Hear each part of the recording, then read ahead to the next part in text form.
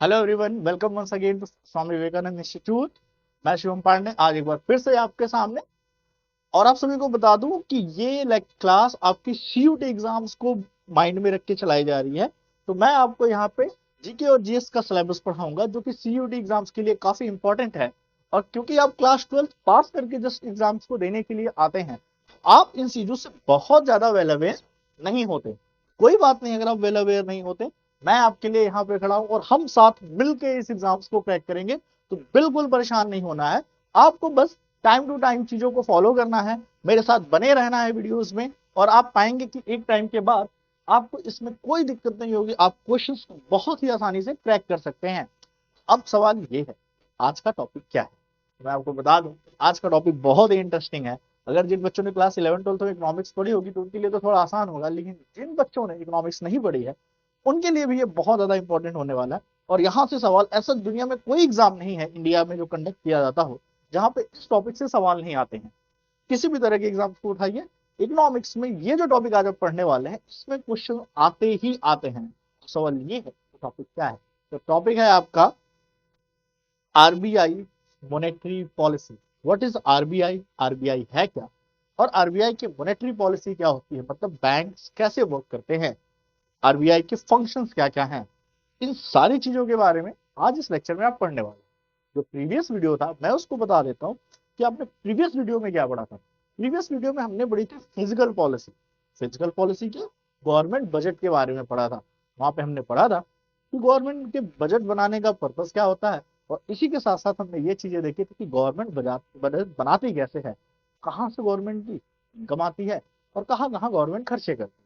आपको जिन बच्चों को ने वो वीडियो नहीं देखा होगा वो जरूर इस वीडियो के डिस्क्रिप्शन में जाएंगे और उनको उस वीडियो की लिंक मिल जाएगी, या प्लेलिस्ट में चले जाएगा इस चैनल पे। ठीक है, तो फटाफट आपको अगर वीडियोस अच्छी लगती हो तो आप देखिए, इसको शेयर कीजिए ज्यादा से ज्यादा बच्चों तक, ताकि उनको एक अच्छी इंफॉर्मेशन मिल सके और आपके दोस्त भी इस तरह के कंपटीशन में एक अच्छी तैयारी कर सकें। स्वामी विवेकानंद इंस्टीट्यूट आपका इसके लिए हमेशा साथ देने के लिए रेडी है। चलिए लेक्चर की शुरुआत करते हैं। आज जैसा कि हम पढ़ने वाले हैं आरबीआई की मॉनेटरी पॉलिसी के बारे में, तो हम जानने की कोशिश करेंगे आरबीआई की मॉनेटरी पॉलिसी क्या होती है और मॉनेटरी पॉलिसी के अंदर क्या क्या आता है और यहाँ से किस तरह के क्वेश्चंस बनते हैं। ये सारी चीजें आज हम पढ़ने वाले हैं।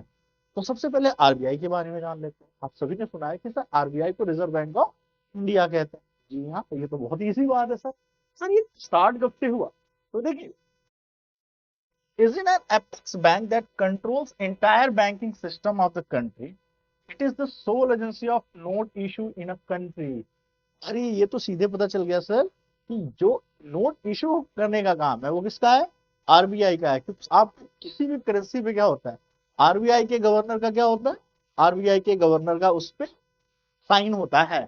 मतलब एक बार गवर्नमेंट ने साइन कर दिया, मतलब उस कागज की वैल्यू चाहे 1000 की हो या 500 की हो या 100 रुपीज की हो, वो वैलिड मानी जाती है। आरबीआई करेंसी से सारा लेन देन का काम करता है। मैंने आपको पहले भी बताया था कल के ही लेक्चर में, फिजिकल पॉलिसी की अगर आप बात करते हैं तो मम्मी पापा का एग्जांपल दिया था कि पापा अर्निंग करके लाते हैं तो पापा का काम आरबीआई का है, और घर का बजट मम्मी मेंटेन करती है तो वो गवर्नमेंट की तरह वर्क करती है कि कितनी इनकम आ रही है, कितने खर्चे करने, कहाँ पे पैसे बचाने हैं। अब हम सारा मनी रेगुलेशन का काम कौन करेगा, आरबीआई। आरबीआई की बात करें तो उसे एपेक्स बैंक कहते हैं। जैसे आप सिंपल सी बात समझ लीजिए कि आप घर में 4 ब्रदर्स हैं, या not only brothers, 4 brothers and sister है मान लीजिए। आपके ऊपर क्या है, आपके फादर। सेम आप कह सकते हैं कि आरबीआई सभी बैंक्स के फादर्स की तरह वर्क करता है, उनकी टेक केयर करता है। आरबीआई में आप पैसा डाल या निकाल नहीं सकते। आरबीआई में आप अपना अकाउंट खोलने नहीं जाने वाले। आपको अकाउंट खोलना है तो आप कमर्शियल बैंक में खोलेंगे, ओके। लेकिन जितने भी बैंक हैं उनकी गाइडलाइन देना, उनको कंट्रोल करना, उनकी पॉलिसीज डिसाइड करना, इसका काम है आरबीआई का। आरबीआई इंडिया की बहुत बड़ी, मतलब बहुत बड़ी इकोनॉमिक बॉडी है जो इंडियन इकोनॉमी में बहुत ज्यादा रोल कंट्रीब्यूट करती है। करेंसी से बड़ा क्या है, जेब में पैसे हो तो फिर मौज ही मौज है। चलिए देखते हैं इसका करना क्या है। आरबीआई की बात करें, जैसे इंग्लैंड में है बैंक ऑफ इंग्लैंड, अमेरिका में है फेडरल रिजर्व सिस्टम, वैसे इंडिया में आरबीआई 1 अप्रैल 1935 से काम करना स्टार्ट करती है। और ये स्टैब्लिश किस एक्ट के थ्रू हुई है, sir RBI act 1934। RBI act 1934 में काफी कुछ चीजें मेंशन की गई, उसमें ही मेंशन किया गया कि आरबीआई एक तरह से रिजर्व बैंक ऑफ इंडिया की तरह वर्क करेगा। इंडिया का ये मेन सेंट्रल बैंक है। 1935 इस टाइम ब्रिटिश राज ही था, तब इसको इंपीरियल बैंक के नाम से जाना जाता था। बाद में इसका नाम रिजर्व बैंक ऑफ इंडिया किया गया, और जो कि आज हम इसको देखते हैं और अपनी इंडियन गवर्नमेंट की बहुत ही बड़ी हेल्पफुल बॉडी है। अब सवाल ये है कि सर इसके फंक्शंस क्या हैं, आरबीआई के बारे में क्या क्या पढ़ेंगे। तो सबसे पहले हम जानने की कोशिश करेंगे आरबीआई और क्या क्या काम है, आरबीआई काम कैसे करती है, उसके बाद उसकी पॉलिसी के बारे में। आई होप यहाँ तो कोई डाउट नहीं होगा, कोई भी डाउट हो तो कमेंट सेक्शन में जरूर मेंशन करें। आगे बढ़ते हैं, देखते हैं ये क्या कहते, यहाँ पे क्या मेंशन है आरबीआई के बारे में, ध्यान से। Banker of the government, what is the meaning of that. Banker of the government मतलब central bank is a banker agent and financial advisor of the government. As a banker of government, it manage accounts of government as an agent of government. इसका मतलब क्या है कि government के जितने account होते हैं वो कौन मेंटेन करता है, आरबीआई। इसके साथ साथ ये एडवाइजर भी होती है। इसका मतलब क्या है कि भाई सलाह अगर गवर्नमेंट को कोई चाहिए, गवर्नमेंट को अगर कोई सलाह चाहिए कि भाई फाइनेंशियल सिचुएशन को कैसे मैनेज किया जाए, करेंसी फ्लो को कैसे मैनेज किया जाए, या करंट इकोनॉमिक सिचुएशन में क्या किया जाए, ये सारे सलाह कौन देता है, ये सलाह देती है आरबीआई। तो आरबीआई को आप कह सकते हैं एक तरह से ये बैंकर ऑफ गवर्नमेंट है, ये गवर्नमेंट का बैंकर है, गवर्नमेंट का एजेंट है, गवर्नमेंट का फाइनेंशियल एडवाइजर है, भाई वित्तीय सलाहकार, फाइनेंशियल एडवाइजर। ओके, इसके अलावा और आप क्या कह सकते हैं, ये गवर्नमेंट के अकाउंट मैनेज करते हैं, buys the security on the behalf of government. ये गवर्नमेंट के बिहाफ पे पब्लिक से में पैसा इशू करना, पब्लिक से पैसा लेना। सिक्योरिटीज क्या होती है इनके बारे में मैं आपको अच्छे से बताऊंगा कि गवर्नमेंट जब अपने बॉन्ड को इशू करती है तो गवर्नमेंट डायरेक्ट नहीं, वो आरबीआई आरबीआई कॉमर्शियल बैंक के थ्रू बॉन्ड निकालती है, जिससे कि पब्लिक पैसा देके उसको परचेज करती है।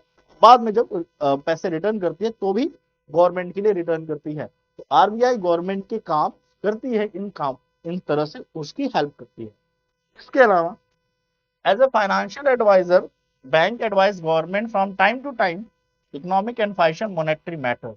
जब भी गवर्नमेंट को दिक्कत होगी तो क्या कहेंगे, कहेंगे मिस्टर शशिकांत दास जी, मोदी जी कहेंगे मिस्टर शशिकांत दास जी, अरे भाई बड़ी दिक्कत हो रही है, सुझाव दीजिए। तो शशिकांत दास जी कहेंगे क्यों नहीं, ये तो हमारा काम है। तो वो उनको जो भी सुझाव देना होता है देते हैं। और आरबीआई को इसलिए बहुत ही इंपॉर्टेंट बॉडी माना जाता है, किसी भी कंट्री का मेन बैंक, उस कंट्री की बहुत इकोनॉमी, मतलब कहते हैं कि बैकबोन होती है। जिससे ये टूट गए समझो कंट्री में इकोनॉमिक क्राइसिस आ जाएंगे, इनके डिसीजन बहुत ही मैटर करते हैं। आगे आते हैं,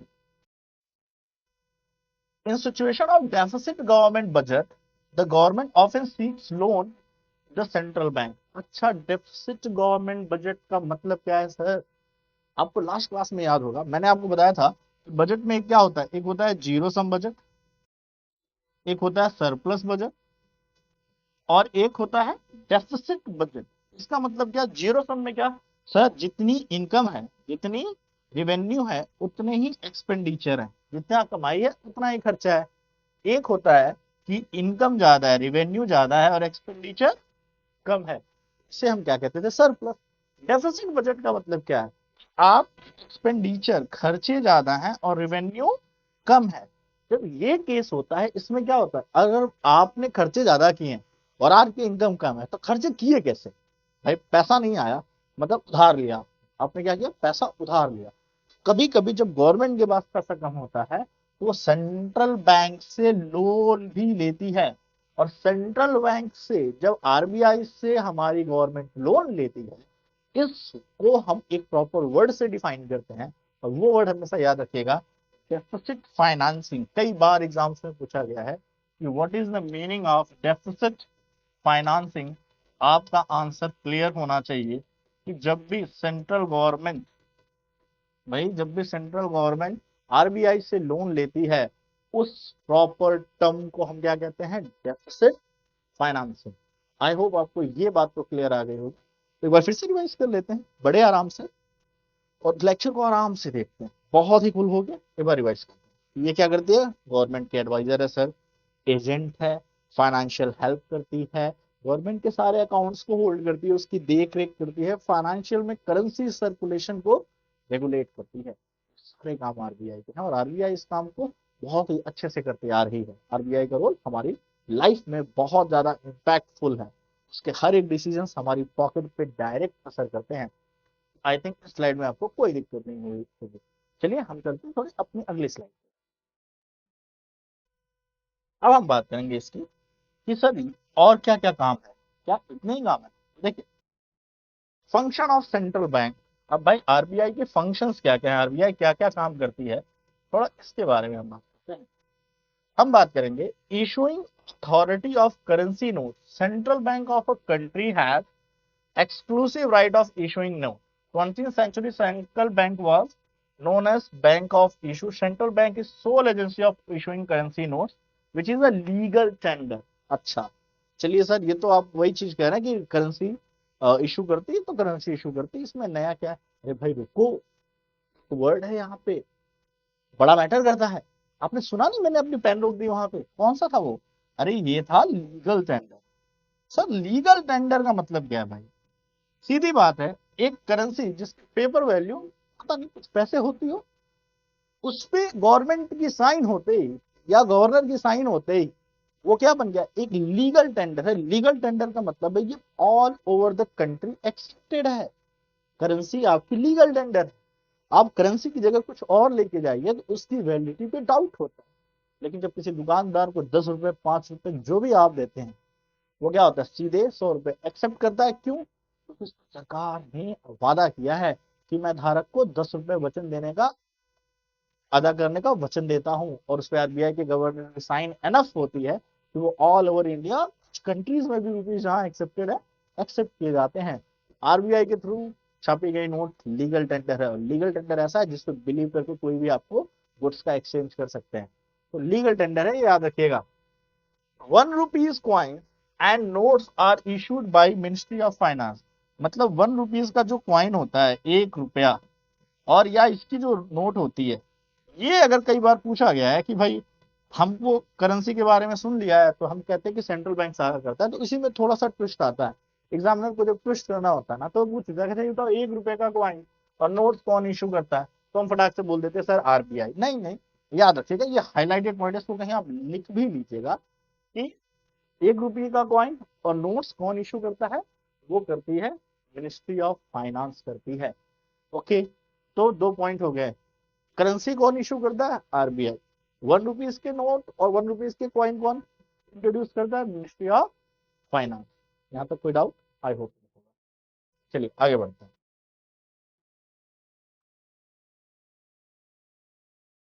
ओके, इसके बाद हम बात करेंगे कि और भी कुछ काम है। सुपरवाइजरी बैंक, इसके बाद क्या मेंशन है सर? सर आरबीआई को आपने पहले ही बोला था कि वो हेड है सारे बैंकों की। अगर वो सारे बैंकों की हेड है, इसका मतलब वो सुपरवाइजर हो गया ना। जैसे वो स्कूल में नहीं होते हैं सुपरवाइजर में, कोऑर्डिनेटर में ऐसे वॉक करते हुए आते हैं, ऐसे क्लास में देखते तो हो जाती है, अरे सुपरवाइजर मैम, शरारती बच्चे तुरंत डर जाते हैं और कुछ कहते हैं अरे आए हैं तो क्या हुआ, हम कौन सा डरते हैं भाई, 11th 12th में हैं, क्यों डरेंगे।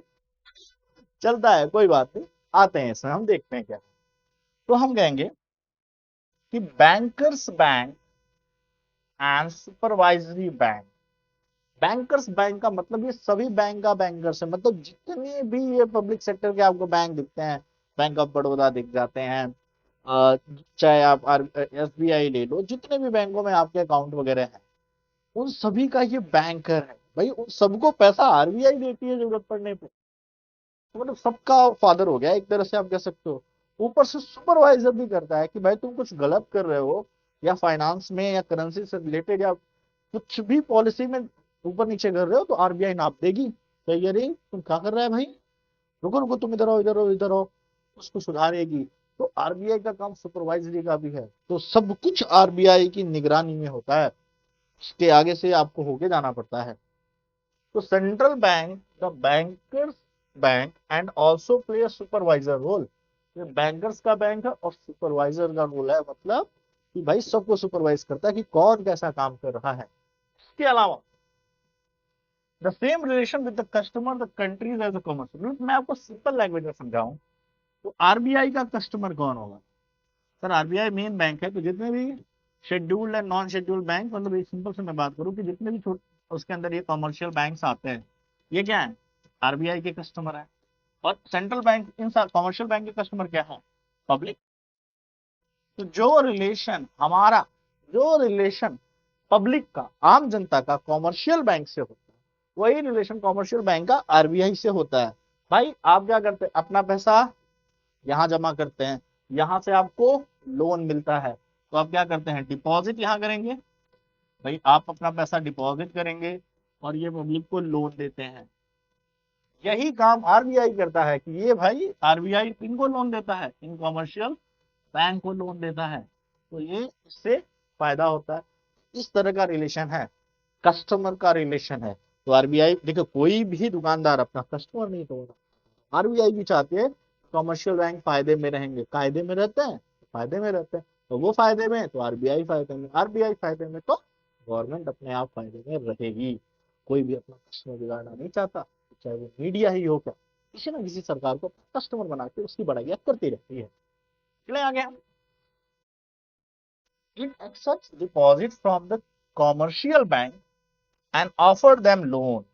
भाई अगर कॉमर्शियल बैंक के पास पैसा एक्सेस है तो वो आरबीआई में जमा कर सकता है, उनका अकाउंट आरबीआई में होता है। आपका अकाउंट आरबीआई में हो सकता है? ना ना ना, तो फिर बच्चे बोल देते हैं, ठीक है। और अगर कॉमर्शियल बैंक को लोन लेना तो क्या 2-4 लाख रुपए लेगी? नहीं नहीं, वो करोड़ मिले, वो जो बोलते हैं ना बड़े बड़ी डिजिट, जो हम बोल नहीं पाते, सोचते हैं 10 लाख करोड़, बोलने के बाद सोचते होंगे ना कितना रुपया होता है।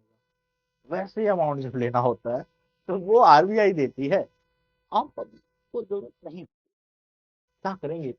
मिल जाए तो क्या करेंगे? कभी सोचा है? सोचिएगा, सोच लीजिएगा तो कमेंट बॉक्स में लिखिएगा। सर इतना पैसे कहाँ से? चल, अब सवाल आता है कि यही से कुछ टर्म्स बनते हैं जो हमें अगली स्लाइड्स में पढ़ने हैं। कि जब आरबीआई, जैसे कि सर हमको जो लोन मिलता है, पर्सनल या कॉमर्शियल लोन है, हम लेने जाते हैं, पर्सनल लोन महंगा पड़ता है, होम लोन थोड़ा सस्ता पड़ता है, और बिजनेस लोन थोड़ा सा अलग अलग रेट है, 18% है, किसी का 8% है, किसी का 9%। तो ऐसे ही जब कॉमर्शियल बैंक्स आरबीआई से लोन लेते हैं, तो जिस रेट ऑफ इंटरेस्ट जो उनसे आरबीआई लेता है उसे हम बैंक रेट कहते हैं। तो इन सारी चीजों के बारे में हम पढ़ेंगे। तो यहाँ पे लिखा है, the rate at which central bank offer loans to the commercial bank is called bank rate. ठीक है, तो बैंक रेट होता है जिसपे कॉमर्शियल बैंक्स को कौन लोन देता है? आरबीआई देती है। ठीक है, कभी कभी क्या हो जाता है कि आपके, जैसे आप सेविंग अकाउंट में पैसा रखते हो तो आपको कुछ मिलता है ना, वैसे ही अगर कॉमर्शियल बैंक ने शॉर्ट टर्म में लोन लिया तो जो रेट लगेगा वो रेपो रेट। और जब कमर्शियल बैंक अपना पैसा ऐसे एक्सेस उठा के आरबीआई के पास रखते हैं, तो आरबीआई उनको कहती है भाई तुमने अपना पैसा रखा है तो कुछ पैसे ले लो, तो उसे रिवर्स रेपो रेट को ध्यान से पढ़ेंगे, अभी परेशान। ठीक है।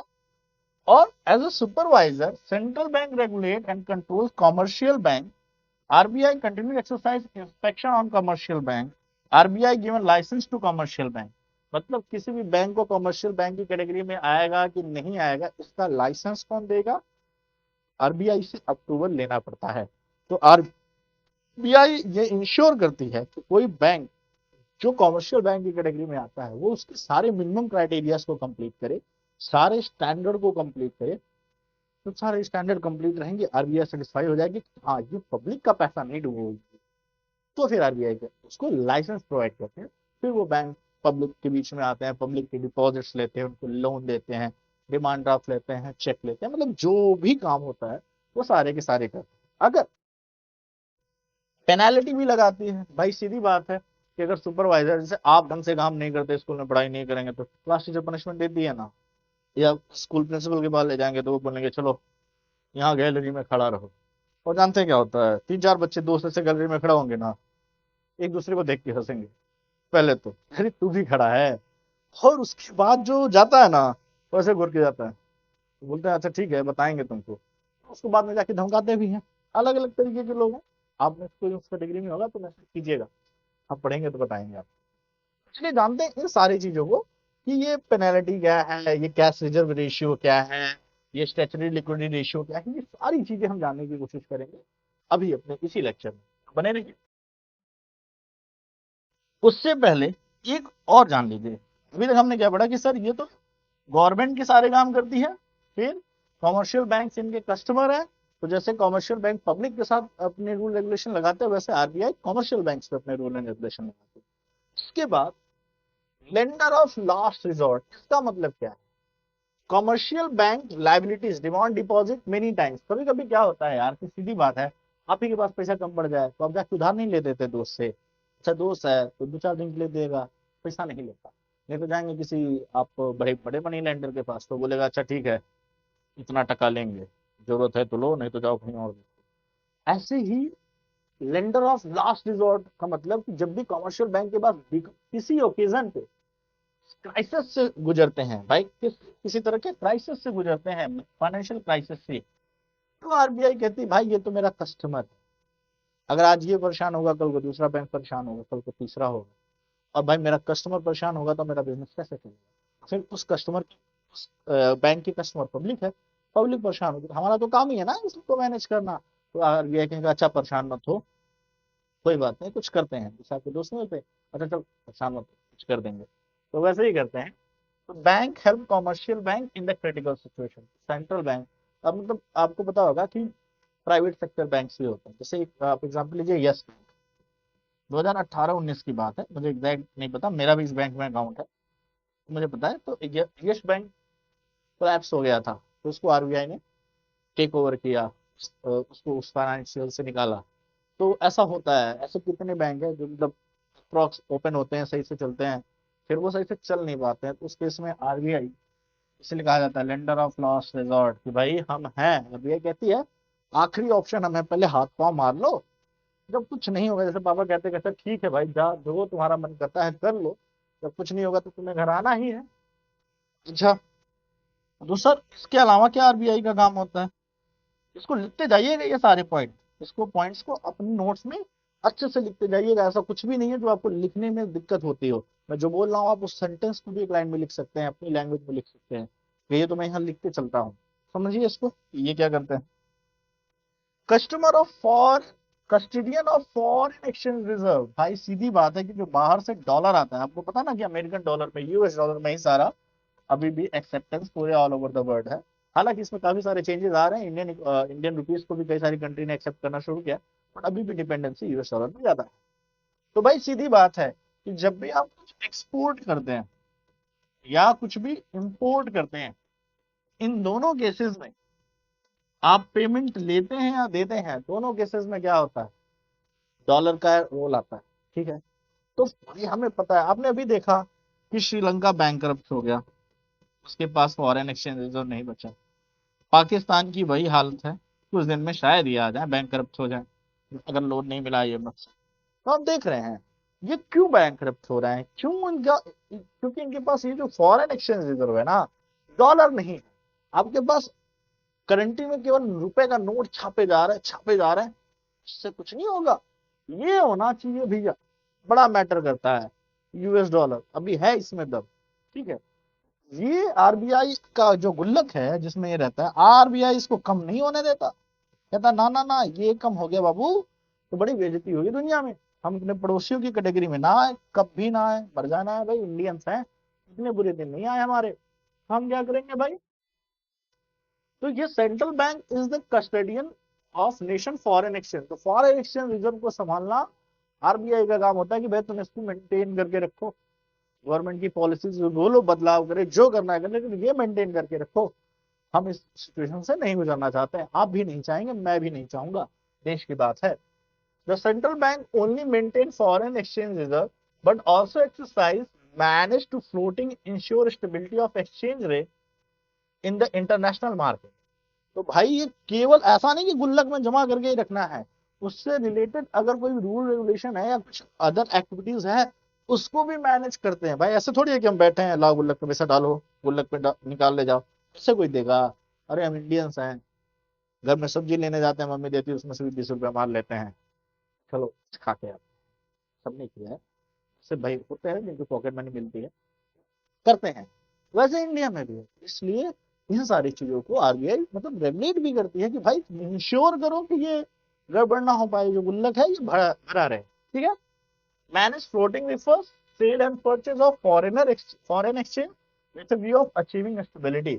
फॉरेन एक्सचेंज में जो भी ये sale and purchase, export and import है, इस पे भी थोड़े बहुत मतलब ध्यान से देखते हैं कि भाई कितना ट्रांजेक्शन हो रहा है, उसका रिकॉर्ड रखो, ताकि मुझे पता चले कि ये जो एक एक डॉलर है ये गया कहाँ आया कहाँ। मुझे मेरा मेंटेन करना है, मुझे अपना काम करना है, क्योंकि कंट्री की रिस्पॉन्सिबिलिटी है, लोगों का भरोसा है आरबीआई पे। आप आरबीआई का नाम सुनते हैं, क्या आपके मन में डाउट आता है कभी? अरे नहीं, ऐसी बॉडी है बड़े घोटाले करती है जैसे देश के हमारे नेता करते हैं? नहीं भाई, नेता और आरबीआई में बड़ा फर्क है, ठीक है। चलिए देखते हैं, आगे बढ़ते हैं। हाँ, अब आते हैं इसके लास्ट फंक्शन पे, और उसके बाद हम पढ़ेंगे इसकी और चीजों के बारे में। क्लियरिंग हाउस फंक्शन, इसका मतलब क्या है sir? Central bank act as a clearing house for transfer and settlement of mutual claims of commercial banks, since central bank hold reserve of commercial bank, it transferred from one bank to another bank to facilitate clearing checks। भाई आप देखते हैं किसी bank का check जमा करते हैं, भाई आपका उस बैंक में अकाउंट नहीं, लेकिन उस ब्रांच में अकाउंट नहीं है, लेकिन चेक है, तो भाई कोटक महिंद्रा का है, आरबीआई का, आपका बैंक ऑफ बड़ौदा का है, तो किसी भी बैंक ऑफ बड़ौदा में आपने डाल दिया, ठीक है। प्लस ये जो ऑनलाइन ट्रांजेक्शन वगैरह करते हैं, तो भाई अलग बैंक से अलग बैंक में कहते हैं, तो क्या पैसा सट से पहुंच जाता है? नहीं, पॉसिबल थोड़ी है। तो वो आरबीआई का काम है कि ये जो बैंकों के बीच में ट्रांसफर वगैरह होता है ना, उसका सेटलमेंट आरबीआई करती है, ठीक है। तो ये भी बहुत बड़ा भाई, यही तो सबसे बड़ा काम है। भाई किसी का पैसा है कहीं डाल रहे हो, तो ये जो आपको 2-2 मिनट में ट्रांजेक्शन हो जाता है, विद इन अ सेकंड हो जाता है, ये सब क्या होता है? फटाफट हो जाता है क्या? मतलब इसका बाद में प्रॉपर सेटलमेंट किया जाता है। इतना जो सिस्टम आपको बहुत आसान दिखता है, उसका पीछे बहुत ज्यादा हार्डवर्क होता है।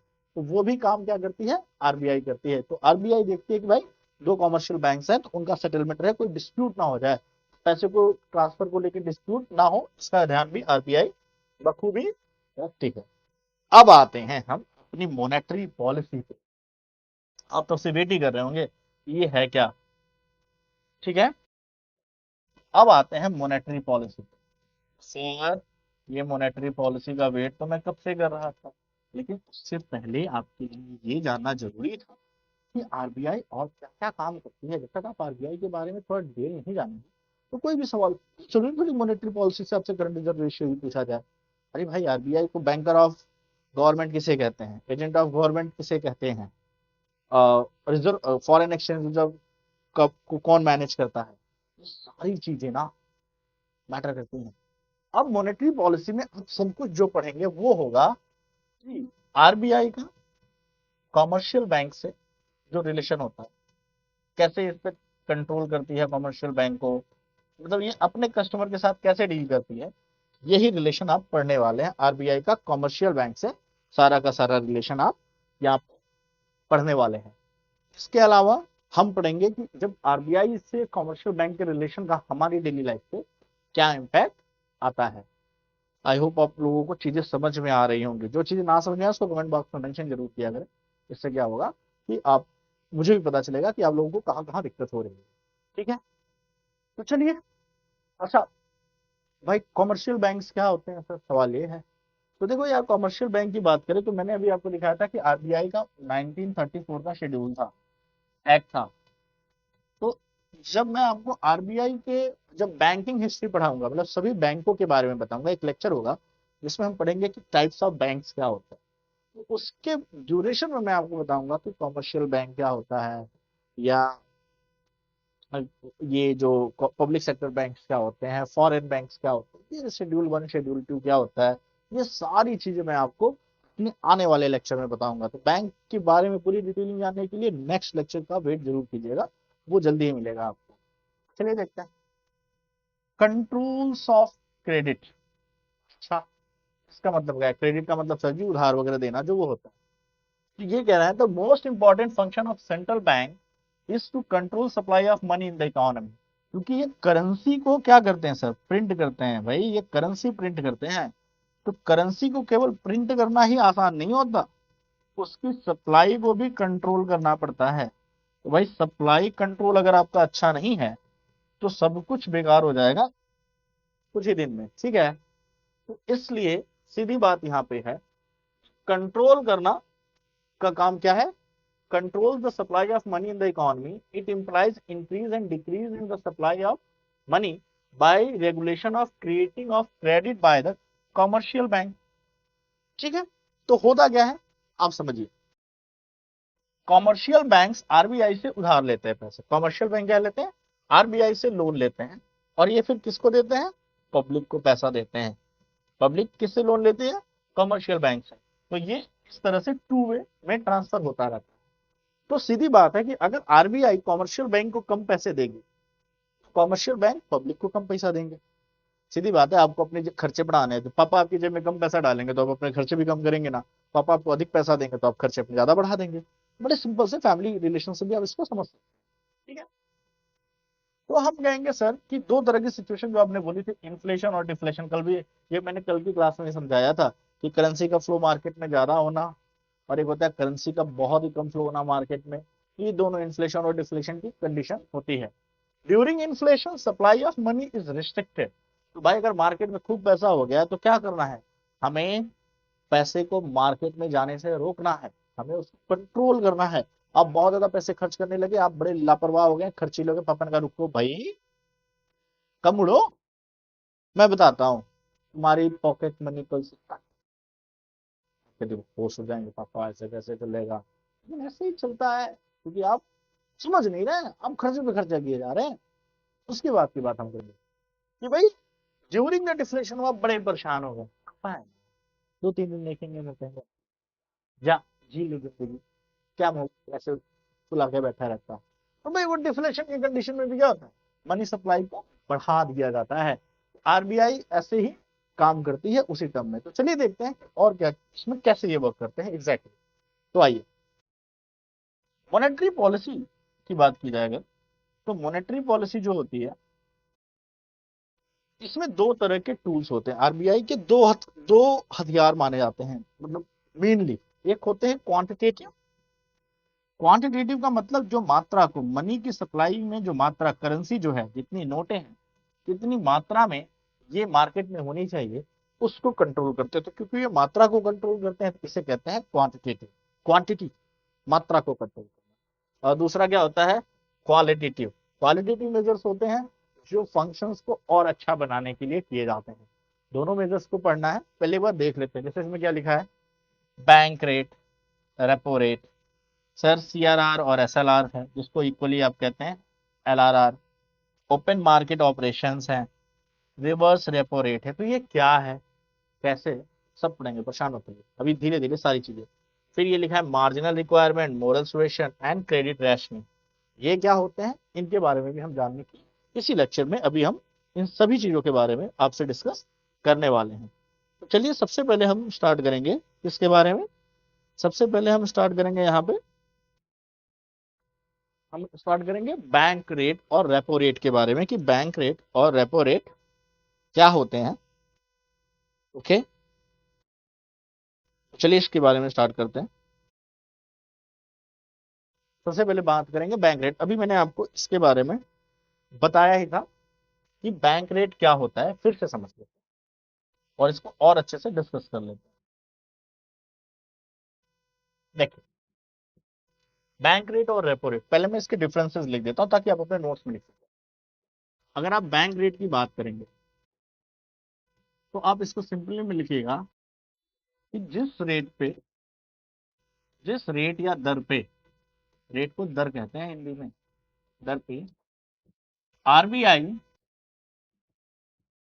कॉमर्शियल बैंक को लोन देती है, कॉमर्शियल बैंक को आप कह सकते हो लॉन्ग टर्म लोन, क्या कहोगे?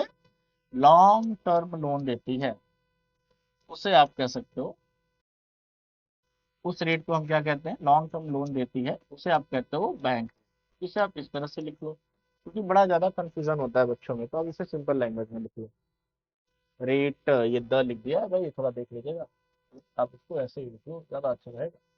दूसरा, सर रिवर्स और रेपो रेट क्या होता है? इसमें भी जिस रेट पे आरबीआई कमर्शियल बैंक को लॉन्ग की जगह वर्ड क्या हो जाएगा? शॉर्ट। क्या हो जाएगा? Short term. भाई जिस रेट पे आरबीआई शॉर्ट टर्म के लिए लोन देती है कॉमर्शियल बैंक को, उसे क्या कहते हैं, रेपो रेट कहते हैं। तो repo rate short term, bank rate आ गया भाई, ये रहा लॉन्ग टर्म। इस तरह से आप देख सकते हैं, थोड़ा सा ग्राफिकल हो गया ना, मैशी हो गया, देखिए इसको ऐसे देखते हैं। अब सवाल आता है कि सर ये क्यों देते हैं और ये बड़ा इंपॉर्टेंट क्यों है बैंक रेट और रेपो रेट। अब आप बात समझिए, ध्यान से समझिएगा, एक बार समझ जाएंगे ना दोबारा दिक्कत नहीं। ठीक है, कॉमर्शियल बैंक किसके कस्टमर है, आरबीआई के। आरबी कॉमर्शियल बैंक की कस्टमर कौन है, नॉर्मल पब्लिक है। अब पब्लिक लोन वगैरह कहां से लेते हैं, कॉमर्शियल बैंक से। अब क्या हुआ कि कॉमर्शियल बैंक आरबीआई से खूब पैसे ले रहा है, पब्लिक को दबा के लोन दे रहा है और उससे दबा के इंटरेस्ट ले रहा है। खूब ज्यादा जब लोन देने लगा तो पब्लिक को क्या है भाई, नया नया धंधा खोलना है, पैसा नहीं है, चलो लोन ले, लोन मिलना आसान है, लोन मिलना आसान है तो उठा के लोन लेते आ रही है। भाई लोन लेते हैं, बाद में पेमेंट करना मुश्किल होता है, लेकिन उस टाइम जब आपने लोन लिया तो आपकी जेब में पैसा आया। आपके जेब में पैसा, आपने धंधा खोला, धंधा खोला, उसमें दो चार वर्कर रखे, दो चार वर्कर रखे, उसको सैलरी दी, जहां से रॉ मटेरियल मंगाया उसको सैलरी दी। तो इससे क्या हुआ, मनी का फ्लो मार्केट में बढ़ा। अब ऐसा क्या हुआ कि लोन, रेट ऑफ इंटरेस्ट कम है तो लोन लोग ज्यादा लेते हैं। रेट ऑफ इंटरेस्ट क्या होता है, अगर कम हो तो लोग लोन ज्यादा लेते हैं। अगर भाई आपको 2% में मिलेगा तो आप 1 लाख उठाएंगे, 10% में मिलेगा तो हो सकता है उसको 50,000 उठाएं, क्योंकि आप कहेंगे कि भाई ये क्या है, थोड़ा महंगा है। इसके रीजन से क्या होता है कि लोन लोग ज्यादा लेते हैं, और जब लोन ज्यादा लेंगे तो मार्केट में पैसे की कमी नहीं रहेगी, बहुत सारा पैसा आ जाता है। और जब बहुत सारा पैसा आ जाता है तो आती है सिचुएशन इन्फ्लेशन की। मतलब हमारे जेब में भी 10 रुपया, तुम्हारे जेब में भी 10 रुपया, समोसा एक ही है। समोसा दुकानदार कहेगा भाई 2 लोग हो तो बिकेगा एक ही को, तो क्या करें, कहेगा 2 रुपए जो ज्यादा देगा, जो 12 रुपए देगा वो ये समोसा लेगा। को भूख लगी और आपके जेब में पैसा 12 रुपए है, सामने वाले में 200, आप फट से 12 रुपए लेके कहेंगे लाओ चटनी बढ़ा के देना। इससे क्या होगा, आप समोसा तो 10 रुपए का था लेकिन फिर 12 में बेचा। इसमें क्या हुआ, आपके पैसे की वैल्यू कम हुई, क्योंकि 10 रुपए की चीज 12 रुपए में लेना कोई अच्छी बात नहीं होती, ये तो जरूरत की बात हो गई। इससे कहा जाता है इन्फ्लेशन की सिचुएशन, जेब में इतना पैसा है कि चीजें बढ़ा के बढ़ेंगे, दाम पे मिल रही है तो ले रहे हैं आप, चीजों के रेट बढ़ जाते हैं क्योंकि आपके पास पैसा दबा के होता है। तो आरबीआई कहती है अरे दे देते, ये सिचुएशन तो बड़ी गड़बड़ हो गई। तो क्या कहेगी, आरबीआई क्या करेगी, आरबीआई बैंक रेट को बढ़ा देगी। आरबीआई क्या करेगी, बैंक रेट इंक्रीज करेगी। क्या करेगी, बैंक रेट इंक्रीज कर देगी। अब जैसे बैंक रेट इंक्रीज हुआ, कॉमर्शियल बैंक किसका कस्टमर है भाई, आरबीआई का। कॉमर्शियल बैंक आरबीआई का कस्टमर है, तो वो क्या सोचेगा, कहेगा अरे यार, कॉमर्शियल बैंक तो बड़ा बड़ा अमाउंट में लोन लेता ना, तो उसके लिए तो 0.5 भी बढ़ा दो तो उसकी हालत खराब। कहेगा अरे यार आरबीआई बहुत पैसा ले रही है, रुको रुको रुको, थोड़ा लोन लेना कम करो। अब लोन लेना कम किया तो पैसा कम है, अब यहाँ से पब्लिक डिमांड कर रही है, तो इसने क्या किया, रेट ऑफ इंटरेस्ट बढ़ा दिया। कहा भाई हमको वहां ज्यादा देना है तो हम तुमसे ज्यादा लेंगे, अपनी जेब से थोड़ी भरेंगे। रेट ऑफ इंटरेस्ट भाई 10% हो गया, आप तो ना इंटरेस्ट नहीं दे पाएंगे, एक तो पैसा भी पूरा देना है, फिर 10% इंटरेस्ट भी देना है, कहाँ धंधे में बचत होगी यार, मुश्किल है। पब्लिक क्या करेगी, लोन लेना कम कर देगी। कम कर देगी तो क्या होगा, जो जो मनी का सर्कुलेशन था, अब उतने लोग को हायर करेंगे, उतनी सैलरी देंगे नहीं ना, तो क्या होगा, मार्केट में मनी का फ्लो कम हो जाएगा। और जब मनी का फ्लो कम हो जाएगा तो क्या होगा, सारा कैश आरबीआई, कैश क्या होगा, आरबीआई के पास कंट्रोल हो गया, मार्केट में पैसा कम, इन्फ्लेशन स्टॉप। इन्फ्लेशन को रोकने के लिए आरबीआई का सबसे बड़ा टूल क्या है, बैंक रेट और रेपो रेट। बैंक रेट और रेपो रेट क्या होते हैं, बैंक रेट और रेपो रेट वो रेट होते हैं जिसपे आरबीआई कॉमर्शियल बैंक को लोन देती है। बैंक रेट लॉन्ग टर्म में जाता है, रेपो रेट शॉर्ट टर्म में जाता है।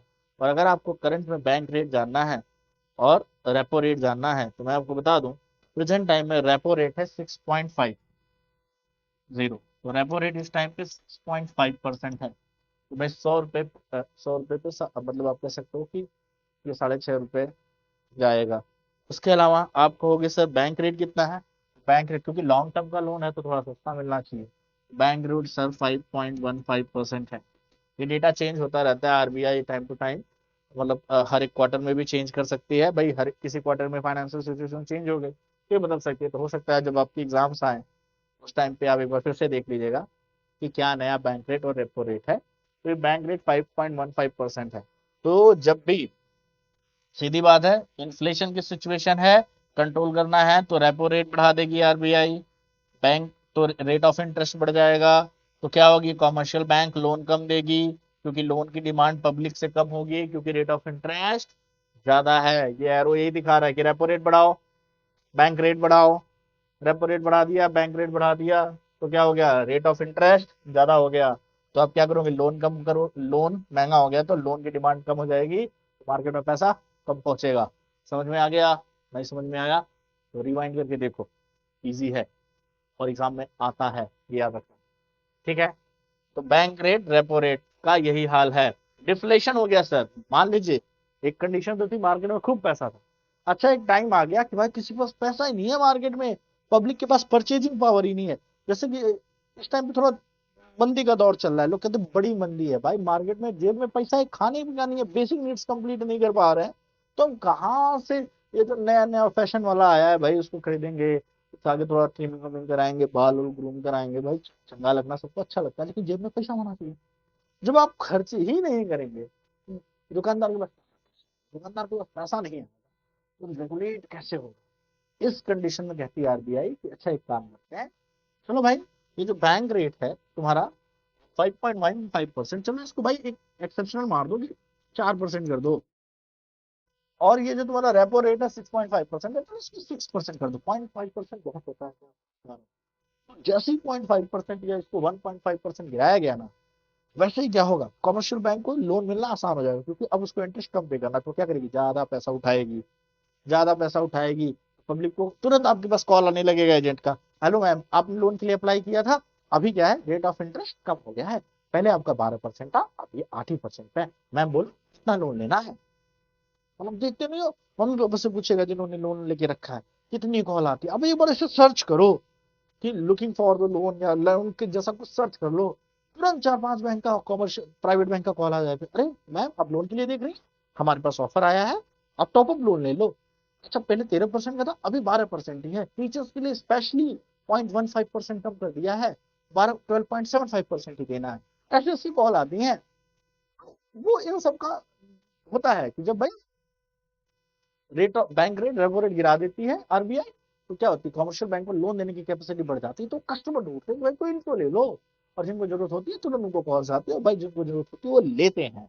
और इससे क्या होता है, फिर वो मार्केट में, भाई मेरे पास पैसा ज्यादा आएगा तो मैं भी क्या करूंगा, जाऊंगा भाई कैसे अच्छे से होटल में खाऊंगा, बाहर घर पे खाना नहीं बनाऊंगा, तो घर पे जो बनाऊंगा तो पहले नॉर्मल खाता था, अब कुछ और अच्छा खाऊंगा, दो चार लोगों को पार्टी दूंगा, थोड़े से डिस्को वगैरह जाऊंगा, यहाँ से ठीक है, मजा आता है, डिपेंड ऑन यू। ओके, तो इससे क्या होगा कि खर्चे करने की आदत बढ़ेगी, तो मार्केट में आप पैसे का फ्लो ज्यादा करेंगे, तो मार्केट में पैसे का फ्लो ज्यादा होगा।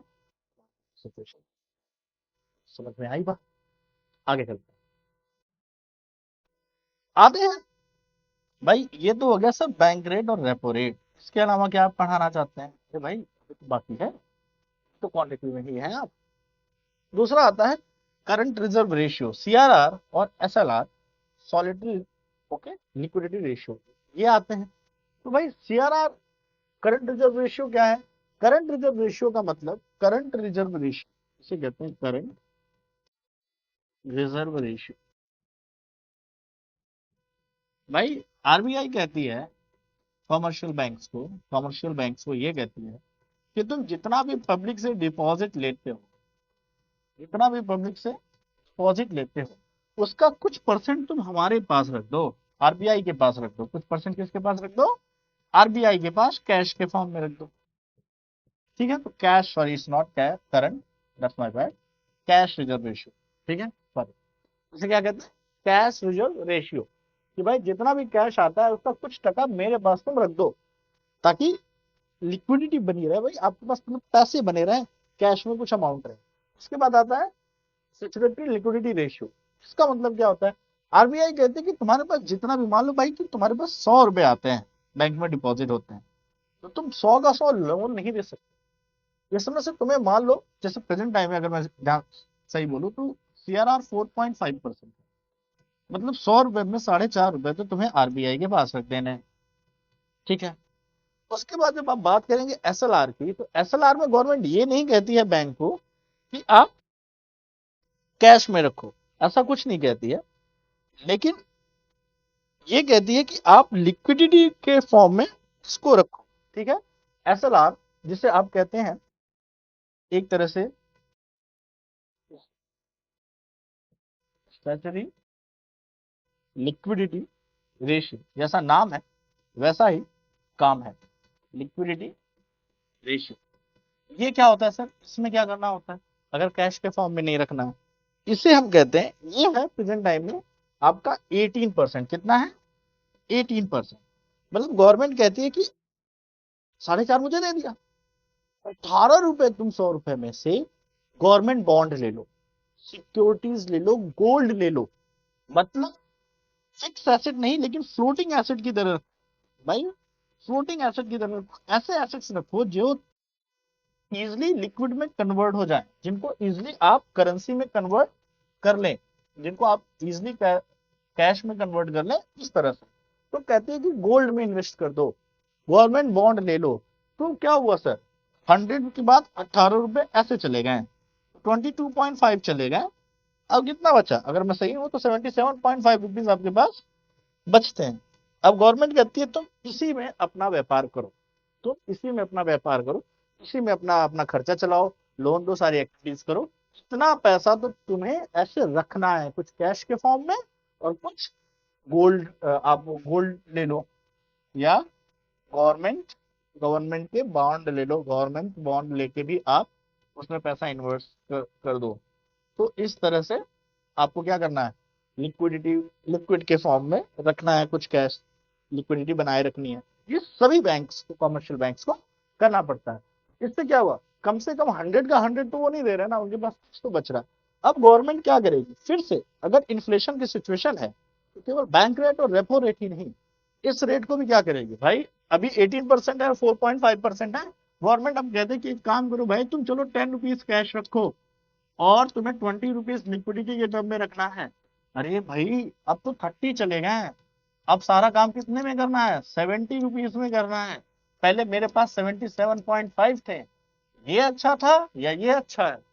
तो जैसे ही गवर्नमेंट ने इन सारी रेट्स को बढ़ा दिया, सारे रेट्स को, एसएलआर को, सीआरआर को बढ़ा दिया, तो क्या होगा, अरे भाई मार्केट से पैसा चला जाएगा आरबीआई के पास और इन्फ्लेशन कंट्रोल हो जाएगा। ठीक है। और जैसे ही इसको घटा दिया कि चलो भाई अभी तुम मेरे पास 2.5 रुपीज ही रखो और लिक्विडिटी में तुम क्या 18% रखते हो, चलो 15%, अब तो ये हो गया 17.5%। अब तो भाई इसके पास 80, मतलब आप कह सकते हो कि 81 82%, 82 रुपीज के अप्रॉक्स या उससे ज्यादा पैसा उसको क्या होगा, अपने पास लोन लेने के लिए मिल जाएगा। कमर्शियल पे दबा के लोन देगी कि भाई पैसा मेरे पास ज्यादा है, उठा के लेके जाओ। ठीक है। तो उठा के लेके जाओ नहीं, मतलब एक प्रॉपर पेपर वर्क होता है, लेकिन हाँ लोन मिलना आसान हो जाता है, थोड़ा सा कम इंटरेस्ट रेट पे मिल जाता है, उठा के लेके जाओ, बैंक इतनी पागल थोड़ी है। आपको यहाँ पे भी एक चीज समझ में आएगा, देखिए कितने भी तरह के रेट पड़ेंगे ना, एक क्लियर कंसेप्ट है, जब महंगाई बढ़े सभी रेट्स को बढ़ा देना है, मतलब जब जरूरत पड़े वो कमारो, बाउंड्री के पार गिरे, और जब सिचुएशन लगी तो अच्छा नॉर्मल करनी है, थोड़ा टुक के तो खेलने का, थोड़ा थोड़ा स्लो खेलने का। तो जैसे ही लगता है कि डिफ्लेशन है, मार्केट में पैसे की कमी है, आप क्या करो, सारे रेट्स को घटा दो, सारे रेट्स को घटा दो। सारे रेट्स घटाओगे तो सर ये ढाई ढाई रुपए, ये 15 रुपए, 17.5 रुपए इसके पास ही अपने पास रखना है, बाकी उठा के लोन दे देना है। तो उसका 82, 82.5 रुपए, 82.5 रुपीज में क्या करेगा, उठा के लोन दे देगा। और यहाँ पे क्या था कि सर उसको 22.5 रुपीज, 22.5 रुपए अपने पास रखना है, वो 77 रुपए 50 पैसे भाई ही लोन दे सकता है। इस तरह से ये रेशियो भी गवर्नमेंट क्या करती है, आरबीआई करती है, सॉरी नॉट गवर्नमेंट, बढ़ा देती है जब उसे लगता है बढ़ाना चाहिए इन्फ्लेशन सिचुएशन। आई होप आपको समझ में आ रहा होगा। ठीक है। कैश रिजर्व रेशियो क्या है, तो इसको आप एक सिंपल लैंग्वेज में इस तरह से लिख लीजिए, अगर आपको दिक्कत है तो। अगर मैं इसको इस तरह से लिख, आपके लिए ज्यादा इजी रहेगा नोट्स के फॉर्म में लिखना। हालांकि आप ये ग्राफ भी बना लेंगे ना, देखिए मेरा ऐसा मानना है बड़े बड़े सेंटेंसेस या नोट्स लिखने से बेटर है कि आप इसको ग्राफिकल फॉर्म में लिख लें, इजी रहेगा, मतलब जिस तरह फ्लो चार्ट मैंने बनाया है आप उसी तरह से लिख लेंगे तो ये ज्यादा इजी रहेगा। ओके, तो आप इसको इस तरह से भी लिख सकते हैं, ये भी अपने आप काफी इजी मेथड है, इससे आपको समझ में आ जाएगा कि कहाँ पे रेट्स बढ़ाने हैं और कहाँ पे रेट्स गिराने हैं। ओके, आगे की तरफ बढ़े, या सिंपल कैश रिजर्व रेशियो आप कहेंगे वो पैसा वो पैसा जो कॉमर्शियल बैंक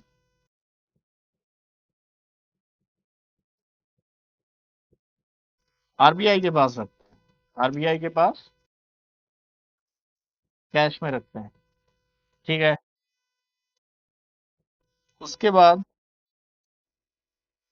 ये क्या है, सैचुरेटरी लिक्विडिटी रेशियो वो पैसा जो बैंक्स अपने ही पास रखते हैं, लेकिन पैसे कैश के फॉर्म में नहीं, लिक्विड टर्म में, गवर्नमेंट बॉन्ड्स में या गोल्ड्स में करके रखते हैं। तो आपको यहाँ पे समझ में आ जाएगा। चलिए आते हैं, बस दो और है, इसके बाद ये फिनिश हो जाना है। आते हैं हम ओपन मार्केट ऑपरेशंस पे। सर ओपन मार्केट ऑपरेशन क्या होता है? कहते हैं खुले बाजार में विनिमय। ठीक है, खुले बाजार, ओपन मार्केट, खुले बाजार का विनिमय आप कह सकते हैं। इसका मतलब क्या है सर? देखिए सीधी बात है कि हर सभी लोग तो लोन नहीं देते ना, कोई जरूरी सभी लोग लोन लें नहीं। तो लोगों के घरों में पैसे पड़े हो, उसको गवर्नमेंट कैसे निकालेगी? तो गवर्नमेंट कहती है, आरबीआई क्या कहती है कि भाई पब्लिक के पास जो पैसा ना यार उसको निकालो एनी हाउ। तो आरबीआई डायरेक्ट नहीं आएगी, वो कॉमर्शियल बैंक से कहेगी, कॉमर्शियल बैंक से कहेगी कि एक काम करो, तुम गवर्नमेंट बॉन्ड बेचो मेरे नाम, हम गवर्नमेंट बॉन्ड निकालती है कि भाई इतने रुपए हैं, गवर्नमेंट बॉन्ड्स रिलीज किए जाते हैं, गवर्नमेंट सिक्योरिटीज, जिसमें गवर्नमेंट की साइन होती है कि 10,000 का बॉन्ड है, इस पे इंटरेस्ट रेट 5%, 6% मिलेगा, 60% मिलेगा। तो पब्लिक को लगता है यार अच्छा ऑफर आया है, चलो अपने पैसे डाल देते हैं। वो कॉमर्शियल बैंक के थ्रू क्या करती है, मार्केट में रिलीज करवाती है।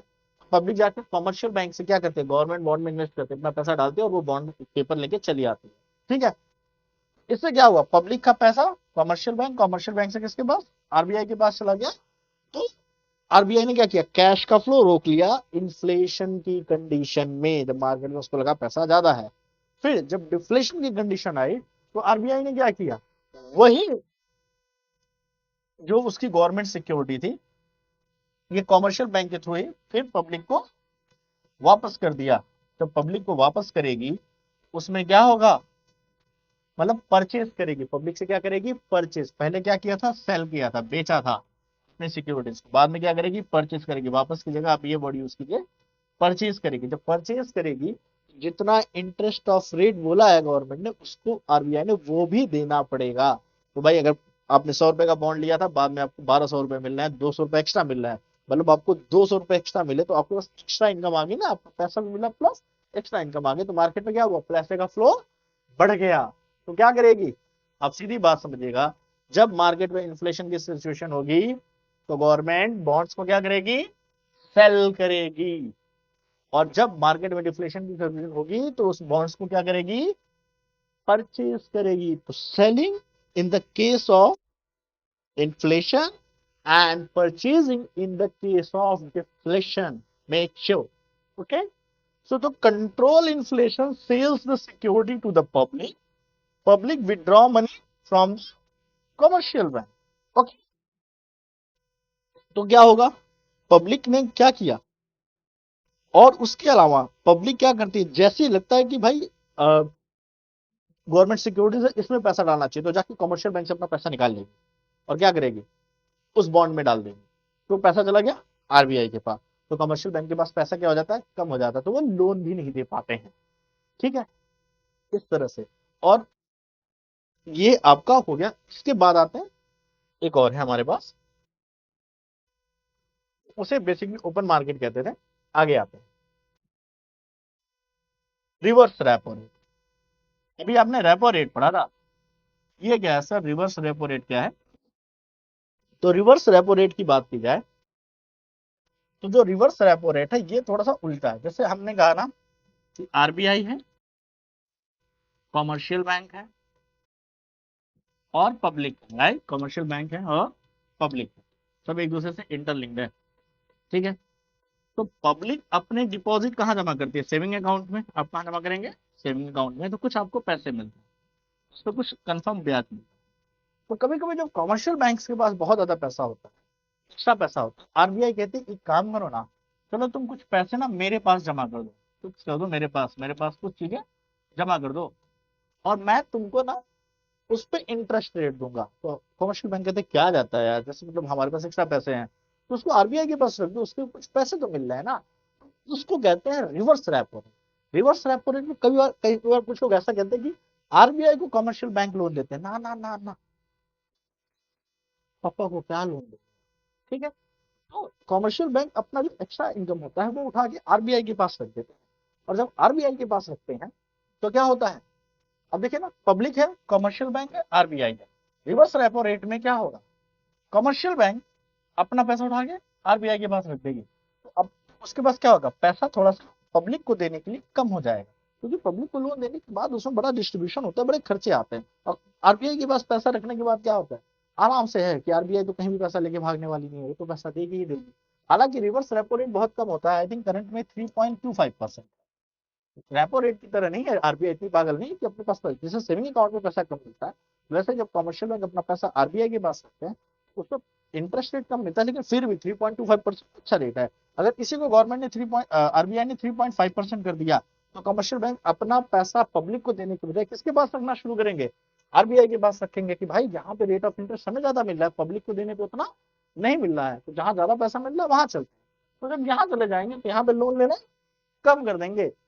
तो ये बहुत बड़ा मैटर करता है। जैसे ही रिवर्स रेपो रेट बढ़ाती है आरबीआई, वैसे ही कमर्शियल बैंक पब्लिक में लोन देना कम करके आरबीआई के पास पैसा रखना शुरू कर देते हैं। इन्फ्लेशन कंट्रोल करने के लिए क्या करेंगी? सर रिवर्स रेपो रेट को बढ़ा देंगी, लोन कम हो जाएगा तो डिमांड कम, तो आप समझते रहिए। और डिफ्लेशन में क्या करेंगे? रिवर्स रेपो रेट घटा देंगी, कहेंगे 3.5 क्या 3.25 क्या, अब तो हम तुम्हें 3% देंगे। तो कमर्शियल बैंक बोलेगी तो हम पागल है आपके पास पैसे रख के, चलो हम तो पब्लिक को देंगे, पब्लिक से कम कैलकुलेट करके मुझे 5% मिल रहा है। तो वो यहाँ आ जाएगी। तो फिर क्या होगा? रिवर्स रेपो रेट घटाएंगी तो लोन बढ़ेगा, और लोन ज्यादा मिलेगा तो डिमांड लोगों ने ज्यादा करनी शुरू कर देंगे, और मार्केट में पैसे का फ्लो हो जाएगा। तो अब एक सिंपल कंसेप्ट पे आते हैं। एक सिंपल कंसेप्ट है एग्जाम में सवाल आने के बाद। इन्फ्लेशन है, सारे रेट बढ़ा दो।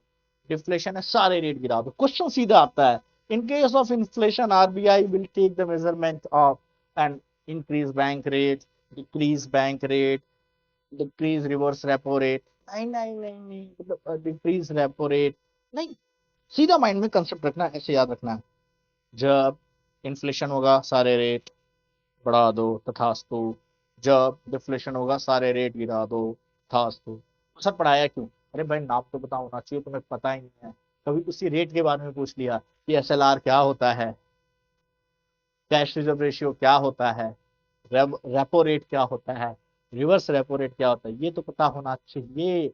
ओपन मार्केट क्या होते हैं? देखिए ओपन मार्केट को गिल्टेज मार्केट भी कहा जाता है, तो याद रखिएगा गिल्टेज मार्केट, जहां पे गवर्नमेंट सिक्योरिटीज को बेचा जाता है और खरीदा जाता है, उसे आप गिल्टेज मार्केट भी कहते हैं। ये वर्ड कई बार पूछा गया है अलग अलग एग्जाम में, क्योंकि वो ओपन मार्केट की जगह आजकल ये वर्ड यूज होता है। तो गिल्टेज मार्केट गवर्नमेंट की सिक्योरिटीज की सेलिंग से रिलेटेड जो मार्केट होती है, उसे आप गिल्टेज मार्केट भी कहते हैं। ये हमेशा याद रखिएगा, ये कई बार पूछा गया है, तो ये थोड़ा सा इंपॉर्टेंट है, इसे आप थोड़ा सा लिख भी ले कहीं तो ईजी होगा। ठीक है। और यहाँ से बनने वाले लगभग में क्वांटिटेटिव टूल्स हमारा फिनिश हो चुका है, क्वालिटेटिव टूल्स की बारी है। क्वांटिटेटिव टूल्स फिनिश हो गया है। ठीक है। अब हम बात करेंगे क्वालिटेटिव टूल्स की, कि क्वालिटेटिव टूल्स क्या होते हैं और ये कैसे वर्क करते हैं। तो चलिए थोड़ा सा बाकी है, इसको फिनिश करते हैं। अब देखिए ये क्या है? क्वालिटी को कंट्रोल करना है, तो इसमें आता है मार्जिनल रिक्वायरमेंट। मार्जिनल रिक्वायरमेंट का मतलब ये होता है, भाई मान लीजिए कि आपने डॉक्यूमेंट जमा किया, आपको लोन लेना था, आपने डॉक्यूमेंट्स में भाई मॉर्गेज रखते हैं ना, भाई मेरे पास 15 लाख की प्रॉपर्टी है, 15 लाख की प्रॉपर्टी है, इस कागज पे मुझे लोन चाहिए। तो आरबीआई कहेगी कि भाई लोन तो इसको 10 ही लाख का देंगे, अगर 15 लाख का कागज दिखा रहे हो तो 10 लाख का, पूरा का पूरा 15 लाख का लोन नहीं, तो ये 5 लाख का मार्जिन हो गया ना। तो मार्जिनल रिक्वायरमेंट, अगर मार्जिनल रिक्वायरमेंट ज्यादा है तो आपको लोन कम मिलेगा। 20 लाख का पेपर लगेगा, 10 ही लाख का लोन मिला। तो इससे क्या होगा, दिक्कत होती है। इससे भी क्या होता है, जो अगर मार्जिन रिक्वायरमेंट आरबीआई बढ़ा दे क्वालिटेटिव टूल्स में यही एक होता है, जिसमें अगर उसको बढ़ा दिया जाए तो क्या होता है, आपको लोन कम मिलेगा। मार्जिन रिक्वायरमेंट ज्यादा है तो आप 20 लाख का पेपर ले जा रहे हैं और 10 ही लाख का लोन मिल रहा है। अब 10 लाख का लोन मिल रहा है तो उसका आप क्या करेंगे, उसमें थोड़ा कम हो गया ना, तो क्या होगा, मार्केट में पैसे का फ्लो ज्यादा होगा। जब भी इन्फ्लेशन होता है और आरबीआई क्या करती है, मार्जिनल रिक्वायरमेंट्स को बढ़ा देती है। बढ़ा देने से क्या होगा, मार्केट में पैसे कैश का फ्लो कम होगा। और वही डिफ्लेशन के स्टेज में यही मार्जिनल रिक्वायरमेंट कम कर देगी, क्योंकि 15 लाख का पेपर लाया है, इसको 13 लाख का लोन दे दो। अब इसको 13 लाख के लोन मिल गए, पैसे ज्यादा आ गया ना मार्केट में। तो ये बड़ा सिंपल सा फंडा है कि ये यहाँ पे काम करता है। तो बस फिलहाल के लिए इतना ही। आपने लगभग में मॉनेटरी पॉलिसी आरबीआई की और आरबीआई के वर्क्स के बारे में यहाँ पे फिनिश कर लिया। तो यहाँ से कोई भी क्वेश्चन एग्जाम में बनते हैं तो आराम से हो जाएंगे। तो मिलते हैं आपसे अगले लेक्चर में। आज के लिए इतना ही। हंसते रहिए, मुस्कुराते रहिए। Bye everyone.